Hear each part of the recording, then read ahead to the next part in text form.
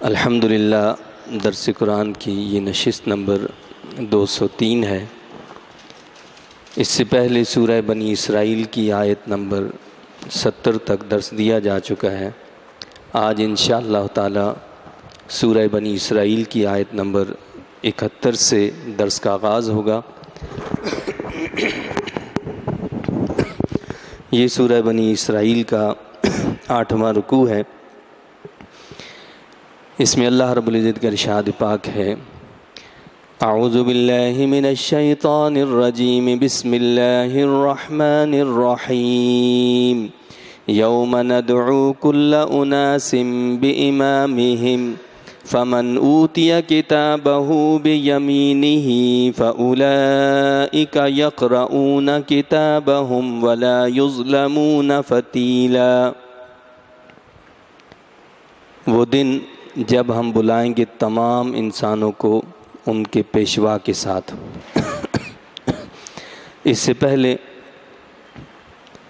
اولاد آدم کی فضیلت کا ذکر ہوا تھا کہ اللہ نے فرمایا کہ ہم نے بنی آدم کو عزت عطا فرمائی ہے۔ تو اللہ نے تو انسان کو بڑی عزت دی، اس کو شرف و کرامت عطا فرمایا، لیکن یہ انسان خود ہے کہ جس نے اللہ کی عطا کردہ عزت کو چھوڑ کر ایسے طریقے اور ایسے اعمال اختیار کر لیے کہ جس کی وجہ سے وہ اسفل السافلین میں بھی داخل ہوا۔ اللہ تعالیٰ نے سیدنا آدم علیہ السلام کو، جو اولاد آدم کے جد امجد ہیں، اپنے دست قدرت سے پیدا فرمایا۔ انسانوں نے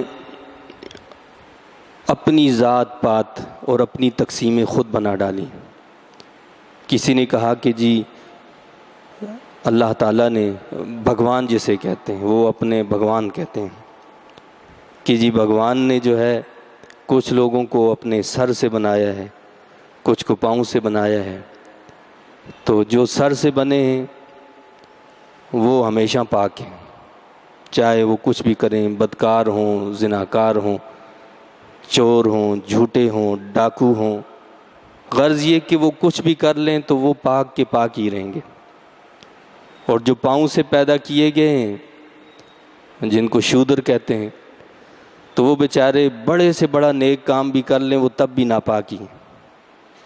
یہ ذات پات انسانوں نے خود بنائی۔ اللہ تعالیٰ نے تو فرمایا کہ تمام انسانوں کو ہم نے شرف اور فضیلت عطا فرمائی ہے۔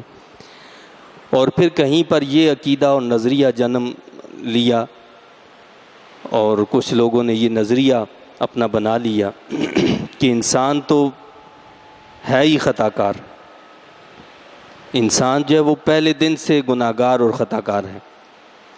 اور اس کی پھر تقسیم کچھ اس طرح کی کہ جو مرد ہے وہ تو پیدائشی گناہ گار ہے، اور جو عورت ہے اسے انسان بھی تسلیم نہیں کیا بلکہ کہا کہ یہ شیطان کا روپ ہے، عورت کو شیطان کا روپ قرار دیا۔ یہی وجہ ہے کہ حضور نبی کریم صلی اللہ علیہ وسلم کی بعثت سے پہلے جتنے لوگ بھی روحانی پیشوا ہوتے تھے، یعنی جو اپنے آپ کو روحانی پیشوا تصور کرتے تھے، تو وہ عورت کے سائے سے بھی بھاگتے تھے کہ جی یہ شیطان کا روپ ہے۔ یہ اللہ کے نبی صلی اللہ علیہ وسلم ہیں کہ جو تشریف لائے اور انہوں نے عورت کے مقام اور مرتبے کو بھی واضح کیا، اور انسان کے بارے میں بھی آگاہ کیا کہ وَلَقَدْ كَرَّمْنَا بَنِي آدم، کہ رب تو فرماتا ہے ہم نے بنی آدم کو عزت دی ہے، یہ کہاں سے تم نے خود بنا لیے کہ جی یہ ایسا اور یہ ویسا ہے۔ یہی تو وہ انسان ہے کہ جس کو اللہ نے فرشتوں سے زیادہ علم عطا فرمایا۔ آدم علیہ السلام کو جو علم عطا فرمایا تو فرشتے لاجواب ہو گئے، وہ جواب نہیں دے سکے۔ تو یہ مقام اور مرتبہ تو اللہ نے انسان کو ہی عطا فرمایا۔ اب یہاں بتایا گیا ہے کہ انسان کو یہ جو مقام اور مرتبہ دیا، یہ فضیلت عطا فرمائی، یہ شرف عطا کیا گیا، اس کا یہ مطلب نہیں کہ اب اس کو بالکل آزاد چھوڑ دیا ہے۔ آخر کسی کو کوئی مقام، مرتبہ، عہدہ، کوئی چیز دی جاتی ہے تو اس کی کچھ ذمہ داریاں بھی ہوتی ہیں. ان ذمہ داریوں کے بارے میں اب اس سے پوچھا بھی جائے گا، اس سے سوال کیا جائے گا. تو حشر کے دن کا منظر یہاں پیش کیا گیا ہے. یوم محشر، قیامت کے دن جب سب لوگ اکٹھے کیے جائیں گے تو انسان کا محاسبہ ہوگا. یہ اللہ نے ہمارے ساتھ جو کرامن کاتبین رکھے ہیں، جو ہمارے اعمال کو لکھتے ہیں، جو ہمارے ہر عمل کو لکھتے ہیں، جو ہمارے ہر لفظ کو لکھتے ہیں، جو ہماری زندگی کا پورا ایک ریکارڈ بناتے ہیں. ہماری پوری ایک ویڈیو جو ہے وہ ان کے پاس بن رہی ہے، ہماری زندگی کا ایک ایک لمحہ ان کے پاس موجود ہے.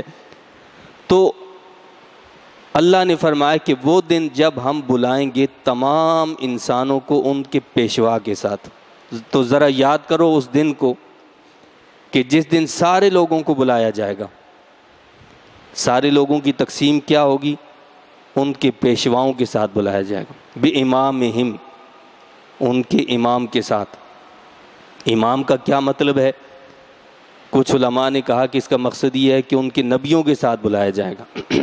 کہ ہر نبی کو ان کی امت کے ساتھ، ہر نبی جو ہے وہ اپنی امت کے ساتھ اللہ کی بارگاہ میں حاضر ہوگا.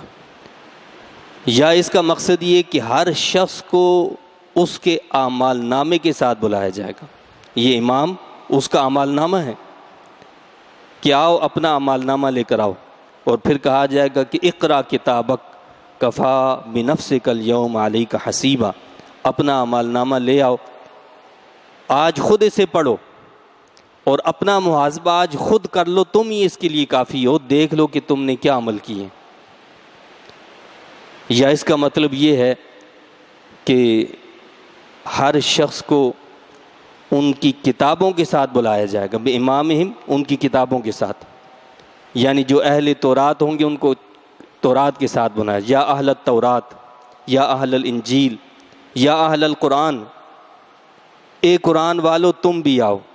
تو ہر ایک اپنے امام کے ساتھ یعنی اپنی کتاب کے ساتھ حاضر ہوگا. تو مسلمانوں کو قرآن کے ساتھ پھر بلایا جائے گا. یا اہل القرآن، اے اہل قرآن تم آؤ اور بتاؤ اس قرآن کو کتنا تم نے سمجھا تھا، اس قرآن کی تعلیمات پر تم نے کتنا عمل کیا تھا، اس قرآن کو تم نے اپنی زندگی میں اہمیت کتنی دی تھی، تمہارے نزدیک اس کا مقام اور مرتبہ کیا تھا.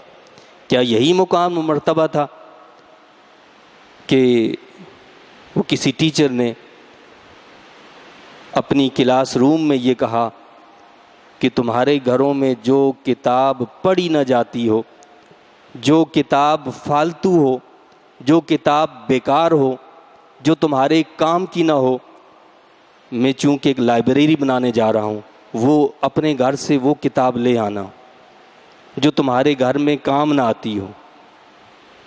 تو اگلے دن جب بچے اپنے گھر سے کتاب لے کر آئے تو وہ یہ کتاب تھی قرآن. ہر شخص کے پاس، ہر فرد کے پاس، ہر بچے کے پاس جو کتاب تھی جس کو پڑھا نہیں جاتا تھا، جس کو اہمیت نہیں دی جاتی تھی، جس کو نعوذ باللہ فالتو تصور کیا جاتا تھا، وہ قرآن تھا. کہ یہ کتاب ہمارے گھروں میں نہیں پڑھی جاتی، ہمارے کام کی نہیں، یہ آپ لے لیں.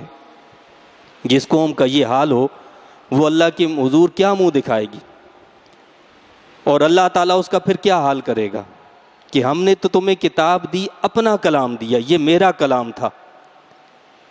اور یا امام کا مطلب ہے ان کے پیشواؤں کے ساتھ، ان کے لیڈروں کے ساتھ بلایا جائے گا، چاہے وہ اچھے لیڈر ہوں یا برے لیڈر ہوں، وہ مذہبی لیڈر ہوں یا سیاسی لیڈر ہوں، جن کی انہوں نے اتباع اور پیروی کی دنیا کے اندر، ان کے ساتھ بلایا جائے گا کہ آؤ اب حساب دو. اب وہ نیک ہوں گے تو نیکوں جیسا معاملہ ہوگا، اور وہ بد ہوں گے، وہ برے ہوں گے تو ان کے ساتھ پھر ویسا ہی معاملہ ہوگا. امام کا یہ مطلب نہیں ہے کہ ماؤں کے نام سے پکارا جائے گا. بہت سے لوگ کہتے ہیں نا کہ جی ماں کے نام سے پکارا جائے گا، تو ایسا نہیں ہے، بلکہ قیامت کے دن انسان کو باپ کے نام سے ہی پکارا جائے گا، ماں کے نام سے نہیں. ہاں، ماں کے نام سے صرف ان کو پکارا جائے گا کہ جن کی صرف ماں ہو، جیسے حضرت عیسیٰ علیہ الصلوۃ والسلام ہے، ان کا باپ نہیں ہے. تو عیسیٰ ابن مریم کے نام سے ان کو پکارا جائے گا، ورنہ جتنے بھی انسان ہیں ان کو باپ کے نام سے پکارا جائے گا، اس لیے کہ اللہ تعالیٰ تو جانتا ہے کہ کس کا باپ کون ہے تو سب کے باپوں کے نام سے ان کو پکارا جائے گا۔ تو فرمایا کہ وہ دن جب ہم بلائیں گے تمام انسانوں کو ان کے پیشوا کے ساتھ، بس وہ شخص جس کو دیا گیا اس کا نامہ عمل اس کے دائیں ہاتھ میں، تو یہ لوگ خوشی خوشی پڑھیں گے اپنا نامہ عمل، اور ان پر ذرا برابر ظلم نہیں کیا جائے گا۔ اب وہ خوش نصیب کہ جن کا نامہ عمل ان کے دائیں ہاتھ میں دیا جائے گا، یہ وہ خوش بخت لوگ ہیں جو جنتی ہیں۔ جنتیوں کا جو اعمال نامہ ہے وہ دائیں ہاتھ میں دیا جائے گا، تو حدیث میں آتا ہے کہ وہ خوشی خوشی لوٹیں گے اور اپنے اہل خانہ میں جائیں گے، اپنے دوستوں میں جائیں گے، اپنے احباب میں جائیں گے اور کہیں گے کہ بھائی تم خوش ہو جاؤ کہ اللہ تعالیٰ نے مجھے یہ پروانہ عطا فرمایا ہے، تمہیں بھی یہی پروانہ ملے گا۔ یعنی اپنے دوست احباب، جو محفل، جو سوسائٹی، جو صحبت ہوتی ہے وہ ان کے پاس جائے گا۔ اب یہ ہمیں دیکھنا ہے کہ ہماری سوسائٹی کیسی ہوتی ہے، ہماری صحبت کیسی ہوتی ہے، ہم کیسے لوگوں کے ساتھ اٹھتے بیٹھتے ہیں۔ جیسوں کے ساتھ بیٹھیں گے ویسوں کے ساتھ ہمیں کھڑا کیا جائے گا اور ویسوں کے ساتھ معاملہ ہوگا۔ تو وہ خوشی خوشی کیا کریں گے، ان کو بتائیں گے اپنا اعمال نامہ اور کہیں کہ تم بھی خوش ہو جاؤ کہ اللہ تعالیٰ تمہارے ساتھ بھی ایسا ہی معاملہ فرمائے گا۔ اور جو بد نصیب ہوں گے، بدبخت ہوں گے، ان کا نامہ عمل ان کے بائیں ہاتھ میں دیا جائے گا اور پیٹھ پیچھے سے دیا جائے گا۔ اب وہ دھاڑے مار مار کر روئیں گے، اور جب وہ اپنے لوگوں میں جائیں گے تو دور سے ہی لوگ پہچان لیں گے کہ اللہ تمہارے ساتھ ہمیں شامل نہ کرے، تو وہ کہے گا کہ تم بھی میرے ساتھ شامل ہو، تمہارے ساتھ بھی اب یہی معاملہ ہونے والا ہے۔ اللہ اس سے ہمیں محفوظ رکھے، اس گروہ سے ہمیں بچائے کہ جن کے نامہ عمل ان کے بائیں ہاتھ میں دیے جائیں گے، جن کے نامہ عمل ان کی پیٹھ کے پیچھے سے دیے جائیں گے۔ تو فرمایا کہ کسی پر ذرا برابر ظلم نہیں کیا جائے گا۔ جس نے نیک اعمال کیے ہیں ان پر بھی زیادتی نہیں ہوگی، پورا پورا اجر دیا جائے گا، بلکہ اس سے زیادہ دیا جائے گا۔ لیکن جس نے کوئی ظلم کیا ہوگا، زیادتی کی ہوگی، گناہ کیے ہوں گے، تو ان کو بھی ذرا برابر زیادہ ان پر زیادتی نہیں ہوگی، یعنی جتنا انہوں نے گناہ کیا اتنی ہی سزا ہوگی۔ نیکی میں تو اللہ تعالیٰ نیکی زیادہ دے گا، لیکن گناہ میں کیا ہے، جتنا گناہ ہے اتنی سزا، اس سے زیادہ نہیں۔ وَمَنْ كَانَ فِي هَذِهِ أَعْمَى فَهُوَ فِي الْآخِرَةِ أَعْمَى وَأَضَلُّ سَبِيلًا، اور جو شخص بنا رہا اس دنیا میں اندھا، وہ آخرت میں بھی اندھا ہوگا اور بڑا گم کردہ راہ ہوگا۔ جو دنیا میں اندھا بنا رہا وہ آخرت میں بھی اندھا ہوگا۔ اس کا کیا مطلب ہے؟ اس کا یہ مطلب نہیں ہے کہ دنیا میں جو آنکھوں کا اندھا تھا تو وہ وہاں پر بھی اندھا ہوگا۔ مقصد کیا ہے کہ جو دنیا میں آنکھیں رکھتے ہوئے اللہ کی نشانیوں کو نہیں دیکھتا تھا، اللہ کی نشانیوں کو مانتا نہیں تھا، اس کو قیامت کے دن اندھا کر کے کھڑا کیا جائے گا۔ تو اب اگر کوئی یہ چاہتا ہے کہ قیامت کے دن اسے آنکھوں والا بینا کر کے کھڑا کیا جائے، تو اس کے لیے یہ سبق ہے، یہ درس ہے کہ وہ اس دنیا کے اندر کھلی آنکھوں سے اللہ کی نشانیوں کو دیکھے، ان پر ایمان لائے، ان پر یقین کرے، ان پر عمل کرے۔ لیکن اگر ایسا نہیں ہوگا تو اسے اندھا کر کے اٹھایا جائے گا، اسے بینائی سے محروم کر دیا جائے گا۔ تو جو اس دنیا میں رہتے ہوئے اللہ کے پیغام سے روگردانی کرے گا، جس دنیا میں رہتے ہوئے اللہ کے کلام سے منہ موڑ لے گا، تو اس کا حشر کیا ہوگا؟ اندھوں کے ساتھ ہوگا۔ آج ہماری صورتحال کیا ہے؟ ہم قرآن کو کتنا پڑھنے کی، کتنا اس کو سمجھنے کی، کتنا اس پر عمل کرنے کی اور کتنا اس کو پھیلانے کی کوشش کرتے ہیں۔ ہماری زندگی کی صبح اور شام اس غم اور فکر میں ہو جاتی ہے کہ ہمارے پاس مال یہاں سے آ جائے، دولت وہاں سے آ جائے، شہرت یہاں سے مل جائے، عہدہ یہاں سے آ جائے، فلاں سے یہ آ جائے، فلاں سے وہ ہو جائے۔ صبح شام اسی فکر اور اسی غم میں مبتلا ہیں۔ تو یہ زندگی جس کے لیے صبح شام ہم اتنی فکر کرتے ہیں، جس مستقبل کے لیے اتنے ہم پریشان رہتے ہیں، اس زندگی کے ایک لمحے کی ہمیں خبر نہیں ہے کہ اگلا لمحہ، اگلی گھڑی ہمیں میسر بھی آتی ہے یا نہیں آتی۔ وہ اللہ کے حبیب کریم صلی اللہ علیہ وسلم کا ارشاد مبارک ہے، جس کا مفہوم یہ ہے کہ صبح کرو تو شام کا انتظار نہ کرو، اور شام کرو تو صبح کا انتظار نہ کرو۔ اللہ کا شکر ادا کرو کہ اس نے یہ صبح دے دی ہے، اللہ کا شکر ادا کرو کہ اس نے یہ شام عطا کر دی ہے۔ تو مقصد یہ ہے کہ اس کو غنیمت جانو اور اس سے فائدہ اٹھاؤ۔ تو کیا فرمایا کہ جو شخص بنا رہا اس دنیا میں اندھا اور آخرت میں بھی اندھا ہوگا اور بڑا گم کردہ راہ ہوگا۔ وَإِن كَادُوا لَيَفْتِنُونَكَ عَنِ الَّذِي أَوْحَيْنَا إِلَيْكَ لِتَفْتَرِيَ عَلَيْنَا غَيْرَهُ وَإِذًا لَاتَّخَذُوكَ خَلِيلًا۔ اور انہوں نے پختہ ارادہ کیا کہ وہ آپ کو برگشتہ کر دیں اس کتاب سے جو ہم نے آپ کی طرف وحی کی ہے۔ مشرکین مکہ اللہ کے نبی صلی اللہ علیہ وسلم کے پاس جمع ہو گئے اور کہنے لگے کہ جی یہ جو آپ ہمارے بتوں کو برا بھلا کہتے ہیں، فلاں کو یہ کرتے ہیں، فلاں کو وہ کرتے ہیں، یہ چھوڑ دیں، آپ جو آپ کہیں گے ہم وہ سب کچھ کرنے کے لیے تیار ہیں۔ آپ کہیں کہ آپ کو ہم اپنا سردار بنا لیں تو ہم آپ کو اپنا سردار بنا لیں گے۔ آپ کو کوئی عورت پسند ہو ہم اس سے شادی کروا دیں گے۔ آپ کو دولت چاہیے ہو تو ہم آپ کے قدموں میں دولت کے انبار لگا دیں گے، بس آپ تھوڑی سی نرمی دکھا دیں، تھوڑی سی لچک، ہمارے بتوں کو برا نہ کہیں بس۔ کیا طریقے، کیا حربے تھے، جو طریقے اور حربے اہل مکہ نے، مشرکین مکہ نے استعمال کیے، نبی کریم صلی اللہ علیہ وسلم کے پاس گئے، آج تک وہ حربے استعمال ہو رہے ہیں، اور نادان مسلمان ان حربوں میں آ جاتا ہے تو وہ کہیں لبرل کے نام پر، کہیں کسی اور نام پر مسلمانوں کو اپنے سینے سے لگاتے ہیں، جی یہ بڑے ترقی یافتہ مسلمان ہیں۔ تو اللہ کے نبی صلی اللہ علیہ وسلم نے کیا فرمایا؟ بھائی سرداری مل رہی ہے، سرداری قبول کر لو، سارے آپ کا حکم مانیں گے؟ تو ایسا نہیں ہوا۔ آپ نے کیا فرمایا؟ میرے ایک ہاتھ میں سورج رکھ دو، دوسرے ہاتھ میں چاند لا کر رکھ دو، میں اپنے مشن سے پیچھے نہیں ہٹ سکتا۔ جو میرے رب نے فرمایا میں وہی تعلیم دے سکتا ہوں، وہی احکام دے سکتا ہوں، ان میں کوئی رد و بدل نہیں ہو سکتا۔ جی یہ بس یہ جہاد کی آیتیں آپ ہٹا دیں، یہ فلانا یہ کر دیں تو بس ہم آپ کے ساتھ ہیں۔ آج ہمارے حکمران کیا کر رہے ہیں؟ ہماری جو تعلیمی پالیسیاں وہ کیسے بن رہی ہیں؟ اسلامیات، پہلے تو ہمارے اسکولوں میں، یونیورسٹیز میں دین نام کی کوئی چیز ہے ہی نہیں ہے، اور اگر کہیں بچا کھچا کسی نام سے ہے تو جی اسلامیات ہے۔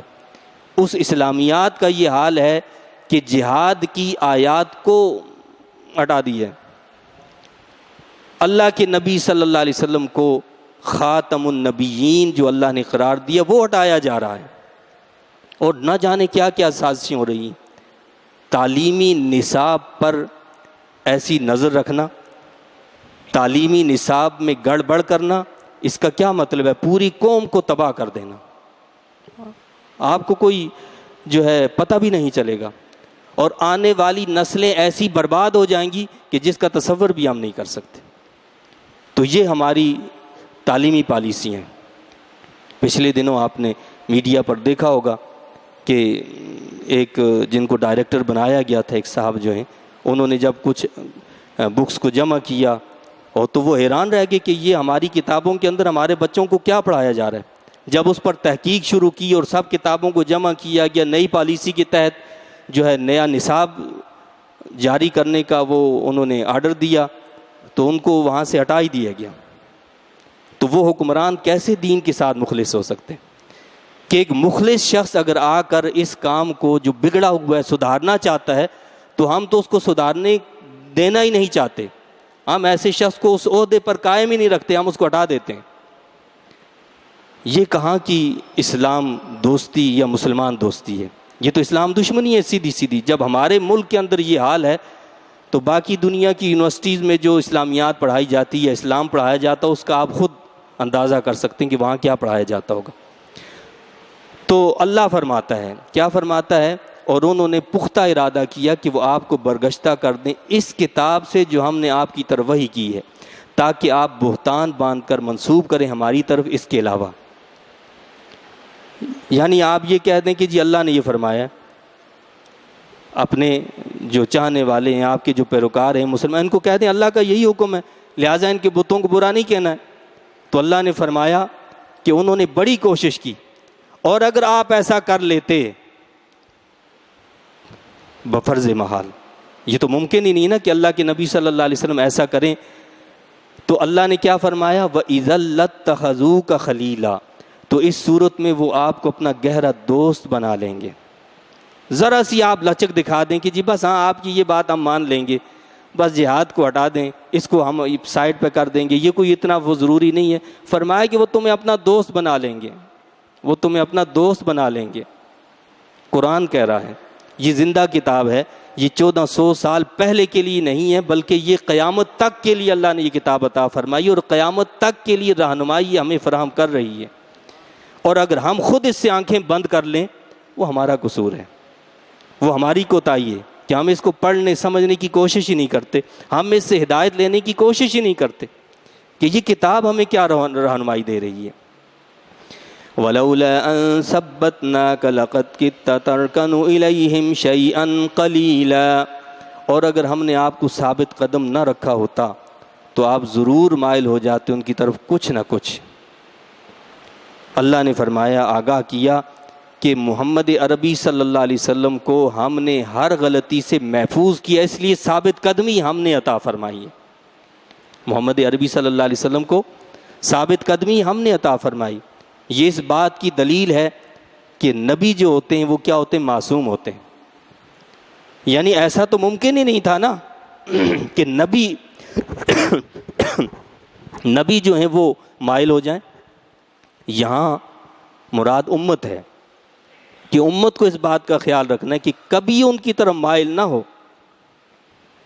ذرا بار مائل نہ ہو، اگر مائل ہوں گے تو سخت سزا دی جائے گی۔ چنانچہ اللہ نے یہاں پر اپنے نبی سے خطاب کرتے ہوئے کیا فرمایا؟ اِذًا لَأَذَقْنَاكَ ضِعْفَ الْحَيَاةِ وَضِعْفَ الْمَمَاتِ ثُمَّ لَا تَجِدُ لَكَ عَلَيْنَا نَصِيرًا، بفرض محال اگر آپ ایسا کرتے تو اس وقت ہم آپ کو چکاتے دگنا عذاب دنیا میں اور دگنا عذاب موت کے بعد۔ جس کا مقام جتنا بلند اس کے لیے سرزنش بھی ویسی۔ اس سے اللہ کے نبی صلی اللہ علیہ وسلم کا مقام اور مرتبہ معلوم ہوتا ہے کہ آپ کی اللہ کے یہاں کتنی بڑی عزت ہے، کتنا بلند مقام ہے، کتنا بلند مرتبہ ہے، کہ جو جتنا قریبی ہوگا اس کی ذرا سی بھی جو خطا ہوتی ہے، ذرا سی بھی جو کوتاہی ہوتی ہے، اس پر پھر سزا بھی اتنی زیادہ سخت ہوتی ہے۔ تو اللہ نے کیا فرمایا کہ اگر ہم نے آپ کو ثابت قدم اگر بفرض محال اگر آپ ایسا کرتے تو اس وقت ہم آپ کو چکاتے دگنا عذاب دنیا میں اور دگنا عذاب موت کے بعد، پھر آپ نہ پاتے اپنے لیے ہمارے مقابلے میں کوئی مددگار۔ وَإِن كَادُوا لَيَسْتَفِزُّونَكَ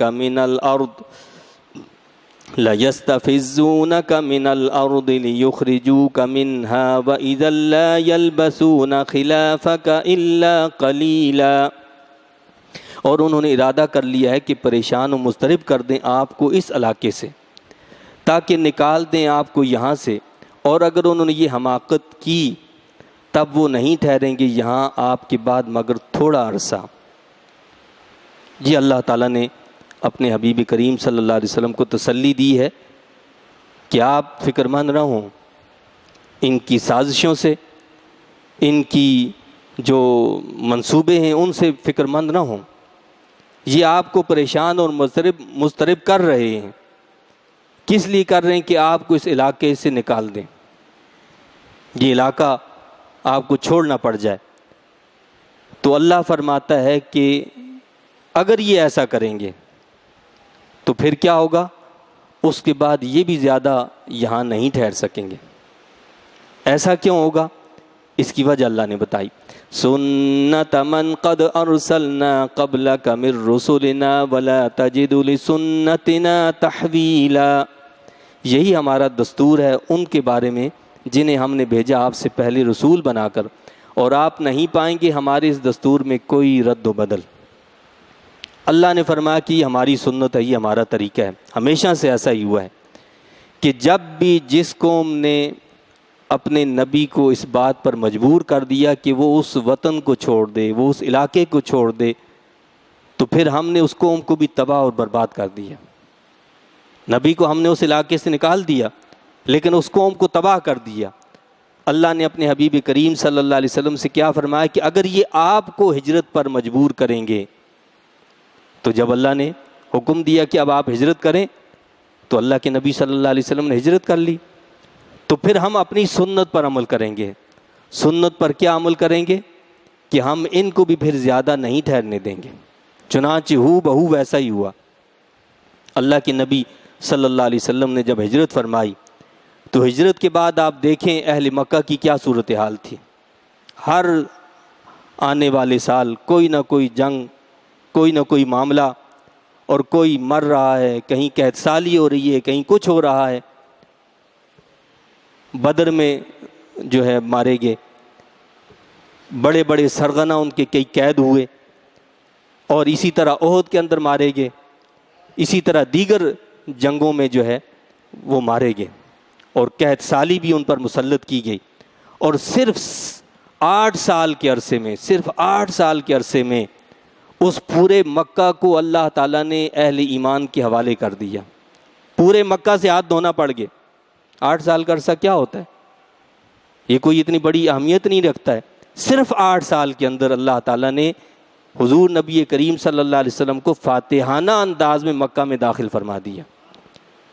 تو وہ جو کل تک آپ کے خون کے پیاسے تھے اور آپ کے لیے قتل کی سازشیں بنا رہے تھے، آپ کے کاشانہ اقدس کو قتل کے لیے گھیرے رکھا تھا، وہ سب سر جھکائے کھڑے تھے اور منتظر تھے اس بات کے کہ کب حکم ملتا ہے اور ہمارے سر قلم کر دیے جاتے ہیں۔ طریقہ یہی تھا اس وقت، دستور یہی تھا کہ جو قوم جو ہے دشمن قوم ہوتی تھی تو اس کے سر قلم کر دیے جاتے تھے۔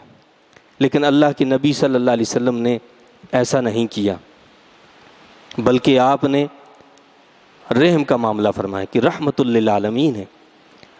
وما ارسلناک الا رحمت للعالمین، ہم نے آپ کو نہیں بھیجا مگر تمام جہانوں کے لیے رحمت بنا کر۔ تو رحمت کا معاملہ آپ نے فرمایا، اور کیا فرمایا کہ جو کعبۃ اللہ میں داخل ہو جائے اسے امان ہے، جو ابو سفیان کے گھر میں داخل ہو جائے اسے امان ہے، جو اپنے گھر کے دروازے کو بند کر لے اسے امان ہے، جو عبادت میں مصروف ہو اسے امان ہے۔ یہ سارا پروانہ اللہ کے نبی صلی اللہ علیہ وسلم نے سنایا اور آگاہ کیا اور ان کے ساتھ رحمت کا معاملہ فرمایا۔ وہ رحمت للعالمین، اللہ نے ہمارے لیے ان کو رحمت للعالمین بنا کر بھیجا۔ آج کا دن وہی مبارک دن ہے کہ جس میں اللہ تعالیٰ نے رحمت للعالمین صلی اللہ علیہ وسلم کو اس کائنات میں بھیجا۔ آج کے دن کی وہ گھڑی تھی، وہ صبح تھی کہ جب اللہ نے اپنے حبیب کریم صلی اللہ علیہ وسلم کو اس کائنات میں ہمارے پاس بھیجا۔ اور جس وقت جس گھڑی میں کوئی مبارک عمل ہوتا ہے اس یاد کو تازہ رکھنا یہ بھی سنت الہیہ ہے۔ اللہ نے قرآن نازل کیا 27ویں شب کو، رمضان کی 27ویں شب میں، تو کیا فرمایا انا انزلناہ فی لیلۃ القدر وما ادراک ما لیلۃ القدر لیلۃ القدر خیر من الف شہر۔ یہ جس شب میں قرآن نازل کیا گیا یہ 1000 راتوں سے افضل ہے۔ اس شب کو جس میں قرآن نازل کیا فرمایا کہ یہ 1000 راتوں سے افضل ہے۔ تو جس دن جس صبح میں صاحب قرآن کو بھیجا ہو وہ دن کتنا اعلیٰ ہوگا، جن کے صدقے میں قرآن ملا نا۔ اگر وہ نہ آتے تو قرآن بھی نہ آتا، وہ آئے تو قرآن آیا، وہ آئے تو قرآن ہمیں ملا، وہ آئے تو ایمان ہمیں ملا، وہ آئے تو رحمان ہمیں ملا۔ انہوں نے رحمان کی پہچان کروائی نا کہ رحمان ہے، ہمارا خالق ہے، ہمارا مالک ہے، ہمارا رب ہے، الہ ہے، ہمارا معبود ہے، اس کی عبادت کرنی ہے، معبودان باطلہ کی کوئی عبادت نہیں کرنی ہے۔ اس رب حقیقی کی عبادت کرنی ہے. یہ ساری تعلیم دینے والے محمد عربی صلی اللہ علیہ وسلم. لیکن کتنا بدقسمت انسان ہے وہ کہ جو محمد عربی صلی اللہ علیہ وسلم کی تشریف آوری پر بھی غمزدہ ہو جائے, پریشان ہو جائے, اس کو تکلیف ہونے لگے. کیا کبھی آپ نے دنیا میں کوئی ایسا شخص دیکھا ہے کہ اس کے محبوب کا ذکر ہو اور اسے تکلیف ہو؟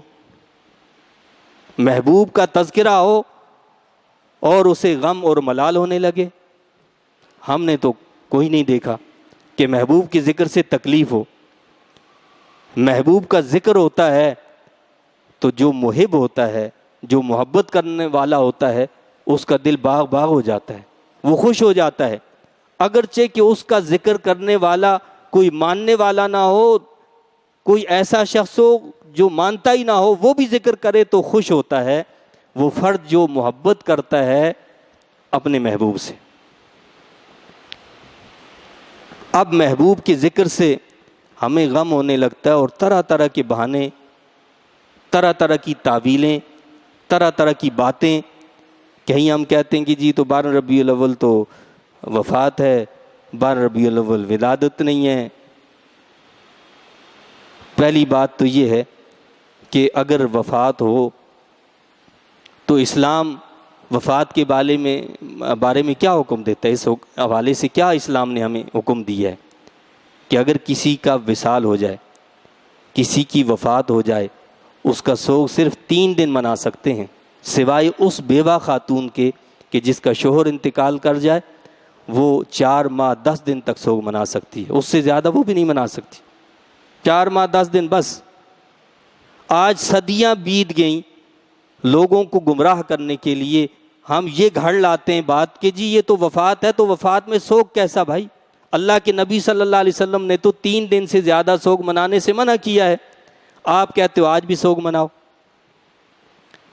چلیں دوسری بات ہم یہ کہتے ہیں کہ ٹھیک ہے آپ 12 کو نہ منائیں, جس دن آپ کی مرضی ہو, جو دن آپ کے نزدیک ولادت کا ہو, اس دن آپ منا لو نا. کیا مسئلہ ہے؟ کوئی مسئلہ نہیں, آپ اس دن منا لو, ہمارا کوئی اعتراض نہیں ہوگا کہ آپ اس دن کیوں منا رہے ہیں. کوئی نہ کوئی تاریخ تو ایسی ہوگی جس کو آپ اتھینٹک تسلیم کرتے ہیں کہ جی ہاں یہ تاریخ بالکل صحیح ہے, آپ اس دن ولادت کی خوشی منا لیں. کہ نہیں جی وہ یہ ہے کہ بس یہ خاص دن مقرر کر لیا ہے, بس سال میں ایک دن جو ہے وہ حضور نبی کریم صلی اللہ علیہ وسلم کا ذکر ہوتا ہے اور میلاد منا لیا جاتا ہے, باقی پورا سال نہیں منایا جاتا. یہ تو ایسی بات ہے کہ دن کے اس کھلی روشنی کے اندر کوئی یہ کہے کہ اندھیرا ہو رہا ہے. جو بھی ان چیزوں کو جانتا ہے اور ان معاملات کو کرتا ہے, جو اہل سنت سے منسلک ہے, وہ یہ جانتا ہے کہ سال میں کوئی بھی ہم محفل کرتے ہیں اس کو میلاد کا نام دے دیتے ہیں. سال بھر میں کوئی بھی محفل ہوتی ہے ہم کہتے ہیں میلاد شریف ہو رہا ہے, تو کیسے کہہ دیا کہ بھائی ہم صرف 12 کو مناتے ہیں؟ ایسا تو کوئی معاملہ نہیں ہے. ہم تو ہر گھڑی اللہ کے نبی صلی اللہ علیہ وسلم کا میلاد مناتے ہیں کہ آپ کا تذکرہ ہی آپ کا میلاد ہے, آپ کا ذکر ہی آپ کا میلاد ہے. جب بھی آپ پر درود پاک پڑھا جائے یہ آپ کا میلاد ہے, آپ کا ذکر خیر کیا جائے یہ آپ کا میلاد ہے. تو میلاد ہم کسی طریقے سے بھی آپ منا لیں. تو میلاد منانا یعنی خوشی کا اظہار کرنا. اگر اس خوشی کے اظہار میں کچھ لوگ غیر شرعی طریقے اختیار کرتے ہیں تو بے شک ہم بھی ان کو برا کہتے ہیں, آپ بھی ان کو مٹانے کی کوشش کریں, نہ یہ کہ ایک بھلائی اور اچھائی کو ہی آپ جڑ سے ختم کر دیں. آج نکاح کے اندر کون کون سی فضول رسمیں جو نہیں ہوتی ہیں, تو کیا اس کے لیے ہم نکاح پڑھانا ہی بند کر دیں کہ جی چھوڑو اس میں تو فضول رسمیں ہوتی ہیں اور طرح طرح کی بے حیائیاں ہوتی ہیں, لہٰذا نکاح کو بند کر دو؟ ایسا تو ہم نہیں کہتے. تو پھر میلاد منانے سے کیوں منع کرتے ہیں؟ اگر کوئی ڈھول باجے بجاتا ہے, بینڈ باجوں کا کام کرتا ہے, مخلوط اجتماعات کرتا ہے, مرد و زن کا اختلاط ہوتا ہے, آپ ان چیزوں کو روکیں, ان کو منع کریں. ہم بھی کہتے ہیں کہ یہ میلاد نہیں ہے, یہ تو فساد ہے. جو ایسا معاملہ کرتا ہے, جو میلاد کے نام پر ڈھول باجے بجائے, بینڈ باجے بجائے, مرد و زن کا اختلاط کرے، غیر شرعی حرکات کرے، وہ نماز کو چھوڑ دے، وہ فرائض اور واجبات کو چھوڑ دے، وہ سنن کو چھوڑ دے، تو وہ میلاد نہیں منا رہا، وہ تو میلاد کے برعکس کام کر رہا ہے۔ وہ محمد عربی صلی اللہ علیہ وسلم کو خوش نہیں کر رہا، وہ محمد عربی صلی اللہ علیہ وسلم کو ناراض کر رہا ہے۔ میلاد مصطفیٰ صلی اللہ علیہ وسلم کا تقاضا تو یہ ہے کہ ہماری ہر گھڑی، ہر لمحہ ان پر درود پاک میں گزرے، کہ جن کے صدقے میں اللہ نے ہمیں ایمان عطا فرمایا، اور ان کی ناموس کے لیے ہم سے جو بن پڑے وہ کریں۔ آپ کو معلوم ہے کہ دنیا میں بڑے بڑے شیاطین موجود ہیں، اور ان بڑے بڑے شیطانوں کا سربراہ فرانس کا صدر میکرون، بدبخت شقی انسان، کہ جس نے سرکاری طور پر، اب تک تو انفرادی طور پر معاملات ہوتے رہے، لیکن اس نے سرکاری طور پر، اس شیطانوں کے سربراہ نے، گستاخوں کے سربراہ نے کیا کیا؟ سرکاری طور پر گستاخی کی، اور 57 اسلامی ممالک کے سربراہان کو، ان کی غیرت کو للکارا، پوری امت مسلمہ کی غیرت کو للکارا، لیکن ہم خاموش تماشائی بیٹھے ہیں۔ ایک دو ممالک کے علاوہ سب ہاتھ پر ہاتھ دھرے بیٹھے ہوئے ہیں۔ کیا ایسے لوگوں کا مذمت سے کام چل سکتا ہے؟ یہ مذمت کے نہیں، مرمت کے قابل ہیں، کہ جب تک ان کی مرمت نہ ہو یہ آپ کی بات کو ماننے والے نہیں ہیں۔ کم از کم اسلامی ممالک کے سربراہان پر یہ فرض ضرور عائد ہوتا ہے کہ وہ اپنے سفراء کو، اپنے تمام سفیروں کو فرانس سے واپس بلائیں، اور اپنے اپنے ممالک سے ان کو ملک بدر کر دیں، ان کے جتنے بھی سفیر ہیں ان کو ملک بدر کر دیں، اور تمام تجارتی تعلقات، سفارتی تعلقات کو فرانس سے ختم کر دیں۔ 57 اسلامی ممالک ہیں، 57 اسلامی ممالک چھوٹی بات نہیں ہے، بہت بڑی بات ہے۔ اگر یہ سارے متحد ہو جائیں اور صرف یہ عمل کر لیں تو کل یہ گھٹنے ٹیک دے گا، یہ آپ کے سامنے سجدہ ریز ہو جائے گا۔ یہ دنیا کی کو اپنا معبود بنائے ہوئے لوگ ہیں، جو دنیا کی پوجا کرتے ہیں، جو دولت کی پوجا کرنے والے ہیں، جو عہدے کی پوجا کرنے والے ہیں۔ آپ کیا سمجھتے ہیں؟ لیکن ہمارے اندر وہ غیرت ایمانی نہیں رہی۔ وہ محمد بن قاسم، وہ محمود غزنوی، وہ نور الدین زنگی رحمہ اللہ، یہ لوگ کب اور کیسے پیدا ہوں گے؟ وہ غیرت کب ہمارے اندر پیدا ہوگی؟ تو ہم مسلمان ہیں، ہم حکمرانوں کو یہ کہہ سکتے ہیں کہ ان کو اس کے لیے ایسے اقدامات کرنے چاہیے کہ جو عملی اقدامات ہوں، جو عمل سے تعلق رکھتے ہوں۔ زبانی کلامی نہ، زبانی کلامی باتیں تو ہم کریں گے کہ جن کے پاس کوئی اختیار نہیں۔ آپ صاحب اقتدار ہیں، آپ کی زبانی باتیں کافی نہیں ہوں گی، آپ کی صرف تحریری باتیں کافی نہیں ہوں گی، آپ کے عملی اقدامات ضروری ہیں۔ اگر عملی اقدامات نہیں کریں گے، اللہ تعالیٰ اس مخلوق میں اپنے ایسے بندے پیدا کر دے گا جو ان گستاخوں کا کام ضرور کریں گے۔ آج تک ہوتا رہا ہے، آئندہ بھی ہوگا۔ اللہ تعالیٰ اپنے حبیب کریم صلی اللہ علیہ وسلم کی ناموس کی حفاظت خود فرماتا ہے، اللہ خود فرماتا ہے، وہ ایسے بندوں کو پیدا کر دیتا ہے۔ لیکن قیامت کے دن یہ سارے سربراہان جو ہیں وہ اللہ کی بارگاہ میں جواب دہ ہوں گے کہ اللہ نے تمہیں عزت دی تھی، تمہیں عہدہ دیا تھا، تمہیں مقام اور مرتبہ دیا تھا، تمہیں اللہ تعالیٰ نے یہ موقع فراہم کیا تھا کہ تم زیرو نہیں ہیرو بن جاؤ۔ جو محمد عربی صلی اللہ علیہ وسلم کی ناموس کے لیے اٹھ کھڑا ہوگا وہ ہیرو بنے گا۔ طیب اردگان نے اگر آواز کو مؤثر انداز میں اٹھایا ہے تو آپ دیکھیں کہ ساری دنیا قدر کی نگاہ سے دیکھتی ہے یا نہیں دیکھتی۔ جو بھی محمد عربی صلی اللہ علیہ وسلم کی عزت اور ناموس کے لیے کھڑا ہوگا وہ گمنام ہوگا تو اس کو شہرت اللہ عطا فرما دیتا ہے۔ آج تک جتنے غازی گئے کون ان کو جانتا تھا کہ یہ کون ہے کون نہیں ہے، لیکن ناموس رسالت مآب صلی اللہ علیہ وسلم کے تحفظ کی وجہ سے اللہ نے وہ شہرت، وہ مقام عطا فرمایا جو بڑے بڑے لوگوں کو نہیں ملا۔ جو قرآن سے وابستہ ہو جائے، جو محمد عربی صلی اللہ علیہ وسلم سے وابستہ ہو جائے، سیرت طیبہ سے وابستہ ہو جائے، رسول اللہ صلی اللہ علیہ وسلم کی سنت سے وابستہ ہو جائے، وہ ہمیشہ کے لیے زندہ ہو جاتا ہے۔ اب دیکھیں نا، اللہ کے نبی صلی اللہ علیہ وسلم کے جتنے فرمودات ہیں، جس کو ہم حدیث کہتے ہیں، جتنے ارشادات ہیں، جن لوگوں نے ان کو بیان کیا ہے ان کی پوری ہسٹری محفوظ کر لی گئی ہے۔ کون شخص ہے، کس نے بیان کیا، اس کی پوری ہسٹری کیا، وہ ساری کی ساری محفوظ کر لی گئی، اس پر پورا فن جو ہے موجود ہے۔ اسماء الرجال کہ جی تمام ان کی جس نے بھی کوئی روایت کی ہے اس کی پوری تفصیل موجود ہے۔ یہ شخص کیسا تھا، اس کا ذہن کیسا تھا، اس کی عقل کیسی تھی، اس کا معاشرے میں مقام اور مرتبہ کیا تھا، لوگ اس کے بارے میں کیا کہتے، یہ ساری باتیں محفوظ ہو گئیں، ان کے ناموں کو محفوظ کر لیا گیا۔ کیوں؟ کہ جو محمد عربی صلی اللہ علیہ وسلم سے وابستہ ہو جائے گا وہ مرے گا نہیں، وہ ہمیشہ زندہ رہے گا۔ اللہ تعالیٰ مجھے آپ کو، ہم سب کو اپنے حبیب کریم صلی اللہ علیہ وسلم کی سچی محبت عطا فرمائے، اور ناموس رسالت مآب صلی اللہ علیہ وسلم کے لیے ہمیں اپنے تن من دھن کی بازی لگا دینے کی توفیق اور ہمت عطا فرمائے۔ آمین۔ وآخر دعوانا ان الحمد للہ رب العالمین۔